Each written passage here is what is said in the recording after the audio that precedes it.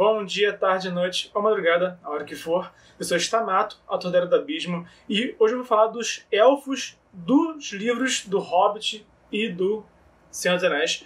Eu vou citar, claro, um pouco do livro Silmarillion, também, que é muito importante. Na verdade, é o livro em que os elfos são mais importantes, né? Na verdade, é no Silmarillion, mas eu vou focar na saga Hobbit e Senhor dos Anéis.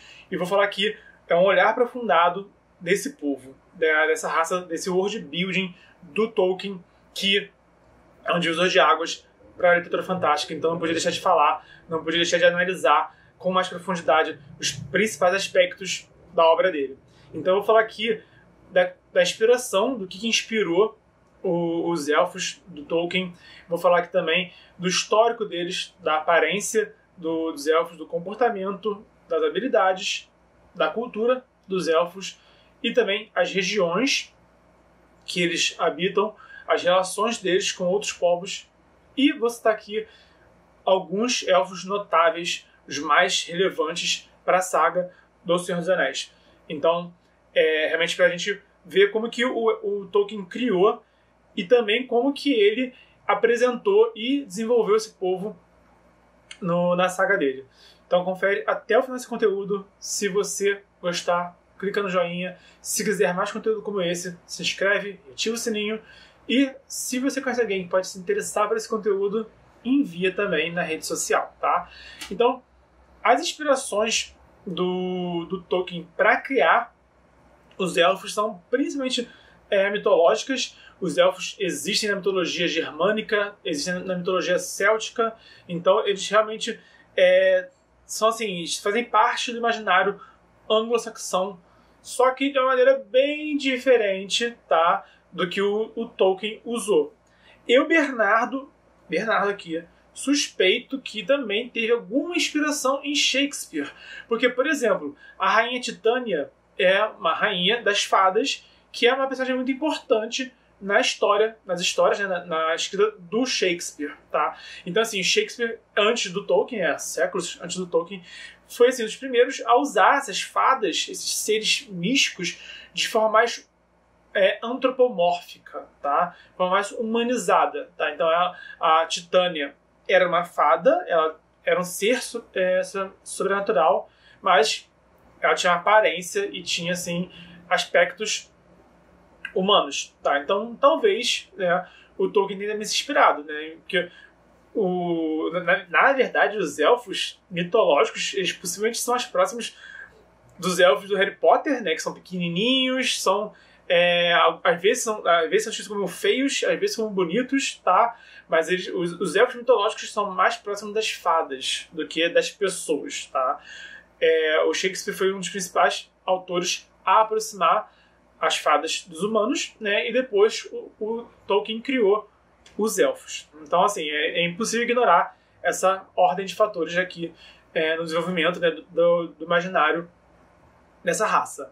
Mas, basicamente, os elfos, eles tinham inspirações tanto em fadas quanto em anjos, tá? O Tolkien, ele adorava a mitologia, adorava o folclore anglo-saxônico, era um grande leitor de Beowulf, foi tradutor também de poemas épicos, tá? Então, assim, ele apreciava muito essa cultura, mas ele também era fortemente cristão, tá? E o cristianismo tá, assim, bem nítido ao longo de tudo que ele escreveu, tudo. É difícil ler uma página de Tolkien sem ter ali algum nível de cristianismo injetado, tá, no mundo dele, na história dele. Então,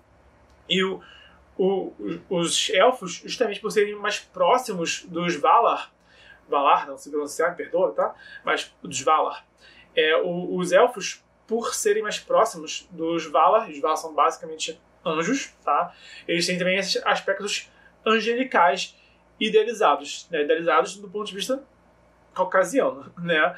Mas então eles realmente têm esses atributos. Então, os elfos são basicamente humanoides, são pessoas, tá? São de carne e osso, mas eles têm muitos elementos ali, tanto feéricos quanto angelicais, na criação deles e na elaboração deles, tá? A história dos elfos é uma história longa a beça, tá? Que, se você quiser conhecer com profundidade, o caminho é o Silmarillion, tá? Que fala a respeito da primeira era da Terra-média, da segunda era da Terra-média, enquanto que o Senhor dos Anéis, o Hobbit e o Senhor dos Anéis é a terceira era. Mas basicamente eles são os primeiros filhos do Ilúvatar, que é o deus da Terra-média, e eles despertaram, eles foram os primeiros a despertar na Terra-média. Quando eles despertaram, né, o Tolkien fala isso, eles despertam. Né, não é bem assim, criacionista, tá? E não explica muito além disso. Eles despertaram e os Valar convidaram os elfos para morar com eles na terra lá dos Valar. Alguns elfos, acho que a maioria, aceitou o convite e migrou. Teve uma longa jornada, uma longa migração até a terra dos Valar para morar com eles. Só que ao longo dessa migração, os elfos se dividiram. Então alguns não atenderam ao chamado e ficaram onde estavam mesmo. Outros foram encontrando dificuldade no caminho e foram, em vez de seguir até a terra dos Valar, eles foram parando onde estavam mesmo e construindo ali a moradia deles, erguendo ali os reinos deles na Terra-média mesmo, né? Até que alguns grupos chegaram no Valar, tá? Então a subdivisão dos elfos, tem uma porrada de subdivisão, começou assim, nessa migração entre eles despertarem e irem morar com esses anjos da Terra-média, tá? A treta foi que o Morgoth, ele estava preso, o Morgoth é equivalente ao Lúcifer, tá? Ao Satanás mesmo, ao capeta tinhoso. Ele já tinha tretado já com os Valar, ele foi solto, tá? E ele tretou com os Valar e com os elfos. Depois disso, tem o lance da história dos Silmarils, que se eu começar a contar agora, vou contar um livro inteiro, então é muito longo. Mas o Morgoth, os Silmarils eram artefatos que foram criados que eles meio que condensavam a luz de algumas das árvores, né? Na Terra-média não tinha sol e nem estrela a princípio. Eu falei um pouco mais disso no vídeo sobre a Terra-média, mas a princípio não existia o sol e não existia o sol e a lua. Existiam estrelas, mas não existia o sol e a lua, tá? O mundo era plano e era iluminado por árvores que emanavam luz. Então, os Silmarils, basicamente, eles condensavam, eles capturavam um fecho de luz dessas árvores. Então, eram artefatos muito poderosos que o Morgoth roubou, tá? Então, essa foi a treta dele. E nisso, os elfos foram atrás do Morgoth para pegar de volta os Silmarils. Foi aí que foi a grande guerra a primeira grande guerra que os elfos lutaram. Já tinha tido a guerra entre os Valar e o Morgoth, mas agora os elfos estavam envolvidos. Então, os elfos e os Valar se uniram e derrotaram o Morgoth, que foi banido para o vácuo, né? E aí rola aí um mito, uma lenda totalmente apocalíptica de que o Morgoth um dia vai voltar para a Terra-média e vai ser quando o Ilúvatar vai derrotar ele de vez. Então é bem extremo mesmo o mito. Mas enfim, e depois que os elfos foram para a Terra-média, eles saíram da Terra dos Valar, voltaram para a Terra-média para derrotar o Morgoth, muitos deles ficaram na Terra-média mesmo, tá? Ficaram por lá. Então aí que basicamente a colonização da Terra-média pelos elfos é isso. Foi feita ao longo da migração deles para a Terra dos Valar e depois quando eles voltaram para buscar os Silmarils, e alguns ficaram na Terra dos Valar, mas muitos também ficaram na Terra-média, tá? E aí que eles começaram a construir, depois disso, eles começaram a construir os grandes reinos elfos, e eles dominaram o mundo, dominaram a Terra-média, pelo menos, né, ao longo da Primeira Era e da Segunda Era e da Terceira Era, tá? No final da Terceira Era, no final do Senhor dos Anéis, é quando eles passam a tocha aos humanos. E a aparência deles é basicamente, eu falei um pouquinho disso no outro vídeo da Terra-média, eu vou entrar em detalhes. Eu falei lá que, basicamente, os elfos são assim, é tudo de bom. Ser elfo é ser tudo de bom, os elfos são tudo de bom. Se você vivesse na Terra-média, você queria ser um elfo. Porque os caras são tudo de bom, tá? Então eles são descritos como altos e belos, tá? São muito altos, muito belos. Mais altos que os humanos, são harmoniosos pra caramba. E são parecidos com os Valar, são os anjos. Então, de novo, esse aspecto angelical. Quando você estiver numa igreja e olhar ali uma representação né, de um anjo, de um arcanjo. Então, né, é basicamente assim que o Tolkien imaginava, tá? E tem várias divisões, como eu falei. Eu vou citar aqui 3 das principais, tá? Na Terra-média ao longo do Senhor dos Anéis. Tem a porrada além deles, tá? Vou citar aqui os 3 principais dos livros, senão eu vou ficar aqui falando um monte de nome estranho. E você que é fã já conhece, então não precisa ouvir de novo. E quem não é fã vai entender muito pouco, porque é um monte de nome estranho e fica uma coisa muito enciclopédica. Não é a intenção aqui. A intenção aqui é que a gente vai apresentar de forma mais compreensível para todos. Aqui é para simplificar, não para ficar sendo um catalogador, né? Não para ficar fazendo uma enciclopédia em forma de vídeo. Mas vamos lá. Tinha os Vanyar, tá? Que eles eram louros de olhos azuis, eram os mais belos de todos, eram os mais próximos dos Valar e eram os melhores poetas da Terra-média.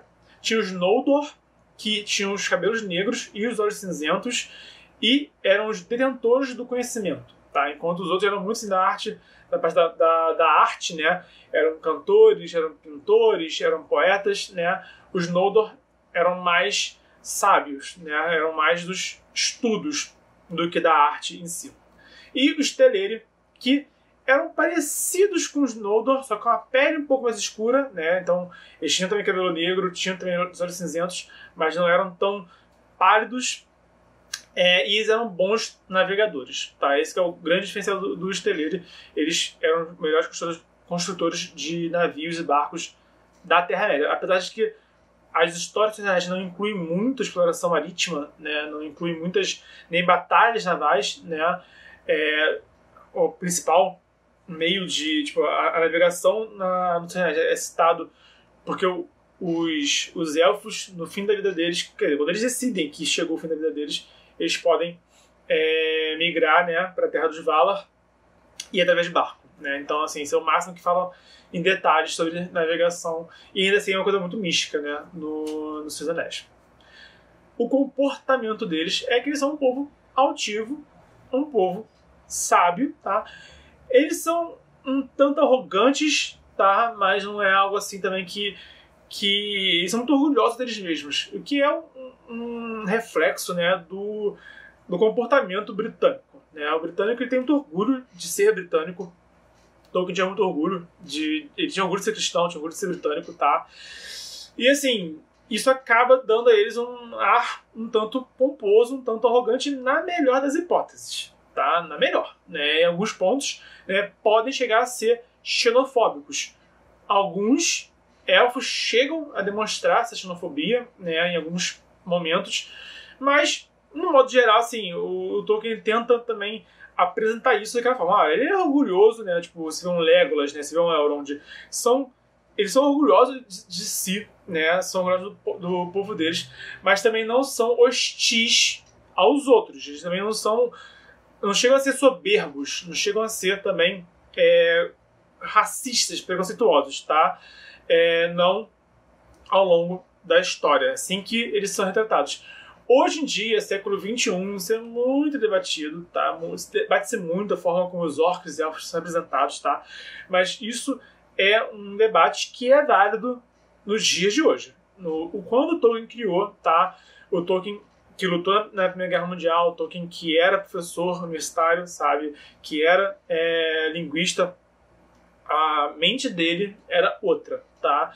É difícil você falar de que uma pessoa é racista se ela tinha contato mínimo com outras etnias, sendo que o Tolkien, na verdade, ele nasceu na África, tá? Ele é filho de ingleses, mas ele nasceu na África, né? Então, ele até, na verdade, demonstrou, assim, declarações, tá? De que ele não tinha, assim, ele tem declarações, assim, que é antirracistas, né? Por exemplo, teve um caso, quando o livro dele estava sendo traduzido para o alemão. Na época do nazismo, teve um editor, um tradutor, que questionou ele, sabe? Se ele não tinha sangue judeu, né? Então, assim, essa questão, né? Eu tinha uma preocupação lá que não vamos traduzir para o nosso país um livro que tem aí sangue judeu misturado, né? E a resposta do Tolkien foi: não tenho, infelizmente, porque os judeus são um povo muito admirável, tá? Então, isso foi uma declaração antirracista da parte do Tolkien, tá? Então, É lógico, né? Talvez o Tolkien pensasse diferente, visse diferente, se ele tivesse, por exemplo, graças à internet, né, muitas pessoas que a gente não sabia que eram racistas começaram a falar e começaram a expor pensamentos e começaram a se mostrar racistas. Mas naquela época não existia internet, né? O Tolkien ele falava muito por carta. Então, assim, eu quero dizer o seguinte: quando você vive, tá, isolado, e você não vê pessoas diferentes de você, né, todo mundo de etnia muito próximo da sua, a sua perspectiva é diferente, tá? Tanto que outro debate, só para citar aqui, encerrar e continuar. Outro debate que a gente tem também no século XXI agora é também certas representações um tanto xenofóbicas, um tanto racistas, por parte dos japoneses. Os japoneses adoram um estereótipo, adoram uma representação assim, debochada de um monte de coisa, né? Mas, de novo, o japonês, no Japão, sabe, não tem a variedade étnica que tem no Brasil, que tem nos Estados Unidos, tá? Então, enquanto aqui no Brasil, enquanto nos Estados Unidos, você vê pessoas de outras etnias todo o dia, tá? No contexto do Tolkien, não tinha tanto... ele via pessoas diferentes quando ele foi pra guerra matar pessoas, sabe? E no Japão também. Eles são... O Japão e a Inglaterra, que são ilhotas, né? E não tem tanta... para eles, o outro é algo muito distante, muito mais exótico, tá?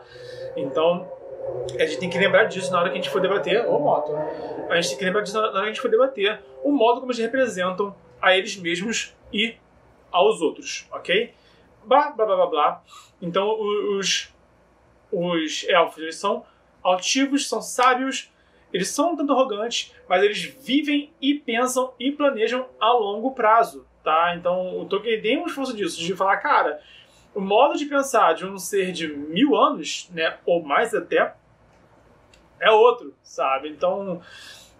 o Elrond, a preocupação dele com a filha dele, a Arwen, que se apaixona pelo Aragorn, sabe, totalmente compreensível. Não é só uma questão do pai, né, sendo contra a filha se misturar com uma pessoa diferente. Não é só isso, né? A questão de minha filha, né, você vive para sempre, esse cara não, sabe? É simples assim, sabe? Então, enquanto o Elrond já viu uma porrada de humano nascer e morrer, né, inclusive os antepassados de Aragorn, sabe?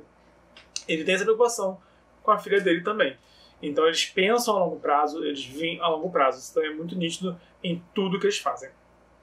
As habilidades deles, como eu falei já anteriormente, eles são os únicos seres assim, que têm os únicos humanoides, tá? Além dos magos e tal, né? Mas dos povos comuns. Entre orcs, hobbits, anões e humanos, os elfos são os únicos sobrenaturais.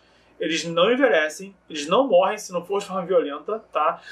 Eles não adoecem, tá? Eles nem sequer pegam gripe, malditos, né? Por isso que eu falo que eles são tudo de bom, e se você vivesse na Terra-média, você ia querer ser um elfo, se não fosse elfo, né? Porque eles são simplesmente melhores do que os outros, é inegável que eles são melhores do que os outros, sabe? E eles enxergam e ouvem muito bem, tá? Eles têm a orelha pontuda, eles têm olhos, né? Excelentes, então eles realmente têm... eles são realmente tudo que o ser humano eles são melhores, basicamente, tá? Eles também fazem armas boas, também fazem guerra, eles são bons em fazer guerra, enfim, né? Eles são basicamente melhores em tudo do que todo mundo, não ficam doentes, não morrem, tá? E são maravilhosos. Basicamente é isso, tá? Você tá do lado de um elfo, você tá do lado de alguém que é simplesmente melhor do que você, sabe? Infelizmente é isso, sabe? Não tem nem como fazer uma comparação com o mundo real, porque não dá, sabe? Eu, Bernardo, quando eu era criança, meus irmãos eram melhores do que eu em tudo, porque eles eram mais velhos do que eu, sabe? Então talvez seja uma relação um pouco parecida, sabe? De você ter alguém que é mais velho que você, mas não no sentido de ser mais frágil, no sentido de ser mais maduro, no sentido de ser mais experiente, de ter mais conhecimento. É isso que os elfos são. Só que é como se os humanos, anões e elfos e hobbits, como se humanos, hobbits e anões fossem para sempre garotos, sabe? Enquanto os elfos são para sempre adultos. Só que no nível de distância de séculos, talvez milênios, né? E não de uma década ou duas. Essa que é a diferença, né? Enfim. As regiões tá, cultura. Tô aqui vendo a minha cola. A cultura dos elfos, dos elfos, é basicamente cristianismo na veia, tá? Eles casam cedo, eles não fazem sexo fora do casamento, nem no adultério, o Tolkien descreve como impensável, tá? O elfo, ele nem cogita transar com outra pessoa, basicamente isso, sabe? Eles não fazem sexo antes do casamento, é impensável, tá? Eles são monogâmicos. Eu não sei por que cita-se que os povos da Terra-média são monogâmicos, porque quase todos são monogâmicos. Praticamente todos são monogâmicos. Até agora eu não li, né, no Senhor dos Anéis, esse povo aqui é não monogâmico. Eu não li isso até agora, tá? Tô procurando, vou procurar, te aviso. Quando eu achar, eu te aviso. Mas eles são assim, eles têm essa questão de ter os ideais, né, de ter essa cultura, esse comportamento, tá? Esses valores cristãos bem nítidos neles também, tá? E eles valorizam muito a arte e a natureza, tá? Você vê que onde eles moram em harmonia com a natureza, eles não destroem a natureza sem necessidade. Toda a cidade élfica é em harmonia com a natureza, e eles são ótimos poetas, ótimos arpistas, ótimos cantores. Eles valorizam basicamente o que o Tolkien valorizava, né? A natureza e a arte. Então, a cultura deles, em mega resumo, tá? É basicamente essa. E eles são muito próximos dos Valar, que são anjos, basicamente. Então, a gente tem eles serem tão próximos aos anjos também, que eles são tão idealizados, né? E são tão naturalmente virtuosos, por assim dizer. As regiões que eles moram, várias, tá? Eles dominam a Terra-média a princípio, mas as principais cidades, os principais reinos dos elfos que a gente encontra nos livros na Terceira Era são Valfenda, a Floresta das Trevas, Mirkwood, que é em inglês, se não me engano, e Lothlórien. São as cidades élficas, os reinos élficos mais relevantes dentro da saga do Senhor dos Anéis, tá? Especificamente Senhor dos Anéis. Tiveram vários outros, eu citei vários outros também no vídeo sobre a Terra-média. Você pode conferir lá com mais detalhes outras cidades, outros reinos élficos na Terra-média naquele vídeo, tá? Mas o que é importante para os livros que a gente conhece mais de perto são esses três: Valfenda, Floresta das Trevas e Lothlórien. As relações, eles se dão muito bem com os humanos e com os hobbits, tá? Muito mais com os humanos, que vão ser os próximos aí que vão herdar esse mundo. Os elfos estão no processo também de compreender isso e associar isso, tipo, ok, a gente dominou o mundo até agora, mas tá acabando o nosso tempo, tá começando o tempo dos humanos. Então eles são amigos dos humanos, eles se dão bem com os humanos, mas eles também estão transitando entre, olha, eu gosto de você, mas sou eu que mando, tá? Olha, tô metendo o pé daqui, tá? Então cuida bem aqui da Terra-média, que eu vou lá morar com os Valar. Beijo, sabe? E isso também com os Hobbits, porque os Hobbits também se dão bem com todo mundo, então não tem nada assim, eles não têm nada contra, né? Então é muito mais fácil se dar bem por esse ponto, apesar de ser uma relação não tão recorrente. Por outro lado, eles têm birra com os anões. Há uma rivalidade, tá? Não é só uma rivalidade, há realmente uma certa antipatia, tá? Eles não se dão muito bem com os anões. Eles são bem opostos, enquanto os elfos são muito mais exaltados e poéticos e musicais. Os anões são muito mais rústicos, são muito mais aquela coisa mais bruta mesmo, sabe? Eles são como... Enquanto os elfos são mais ligados às plantas, os anões são ligados à pedra. E o Tolkien enxergava uma certa antítese entre a planta e a pedra, sabe? De fato, a planta cresce e produz oxigênio, e a pedra é pedra, né? Ela só muda se ela fosse esfarelar, se ela fosse rachar o meio, mas no geral, né? Se você tem ali uma árvore, tem ali um morro, passa 10 anos, a árvore cresceu, o morro possivelmente continuou o mesmo, possivelmente, sabe? Então tem essa questão também dessa solidez dos anões, que gera aí um contraste com os elfos. E daí que...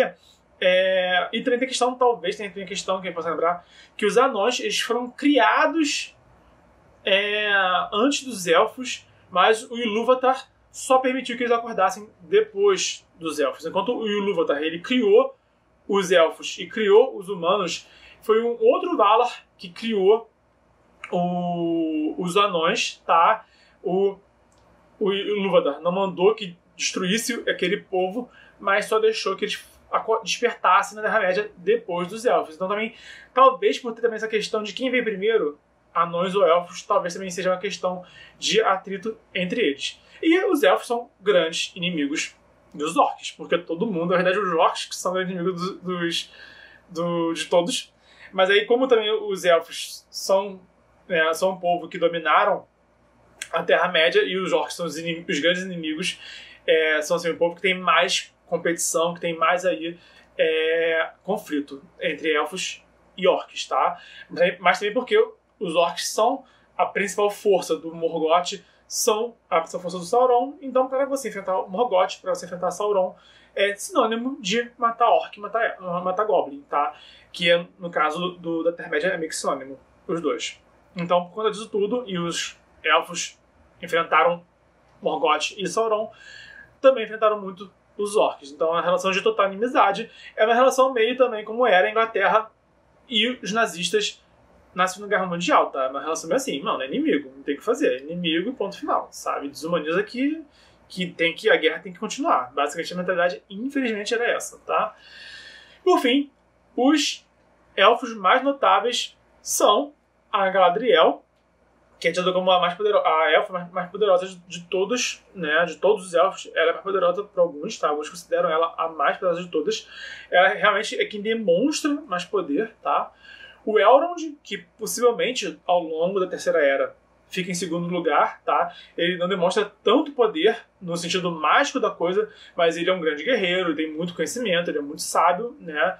Então ele também é muito relevante, e os dois são reis, né? Cada um no seu canto. E o Legolas, tá? Que ele não é rei, mas ele é príncipe, ele é o herdeiro da Floresta das Trevas, né?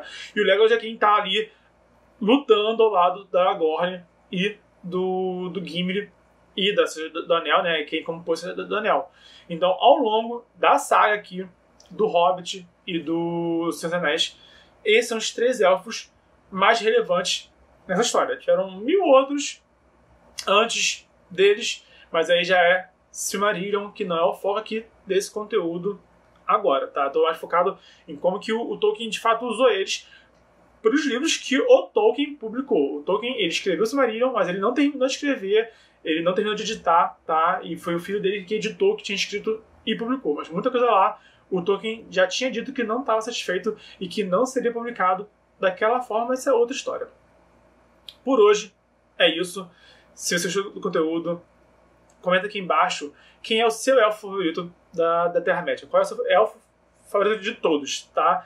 E também, qual é o outro mundo com elfos que você mais gosta? Qual é a outra representação de elfos que você mais gosta? Eu gosto muito dos elfos de Tormenta também, de Dragon Age, né, que é um jogo também, e também de Reino de Ferro, mas os elfos desses mundos de Tormenta, Dragon Age e Reino de Ferro são bem opostos, bem antagônicos ao que o Tolkien criou, né? Enquanto o Tolkien e os elfos são maravilhosos, nesses mundos os elfos eles até um dia foram maravilhosos, mas hoje eles estão sofrendo, hoje eles estão em decadência, tá? Mas eu falo isso em outro vídeo, outro dia.